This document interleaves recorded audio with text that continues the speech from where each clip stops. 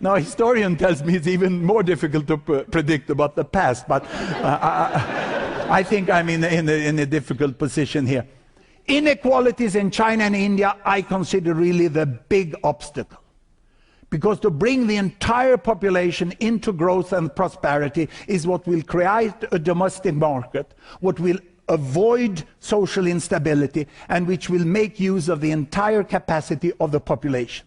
So social investments in health, education and infrastructure and electricity is really what is needed in India and China. You know the climate. We have great international experts within India telling us that the climate is changing and actions has to be taken. Otherwise, China and India would be the countries most to suffer from climate change. And I consider India and China the best partners in the world in a good global climate policy.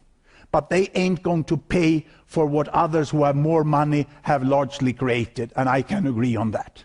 But what I'm really worried about is war. Will the former rich countries really accept a completely changed world economy and a shift of power away from where it has been the last 50 to 100 to 150 years back to Asia? And will Asia be able to handle that new position of being in charge of being the most mighty and governors of the world?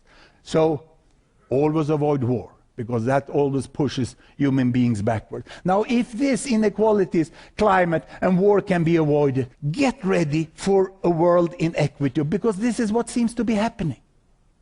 And that vision that I got as a young student, 1972, that Indians can be much better than Swedes, is just about to happen. And it will happen precisely the year 2048, in the later part of the summer, in July, more precisely the 27th of July.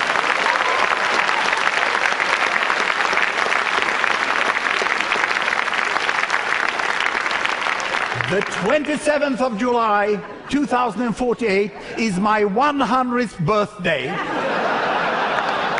And I expect to speak in the first session of the 39th TED India. Get your bookings in time. Thank you very much.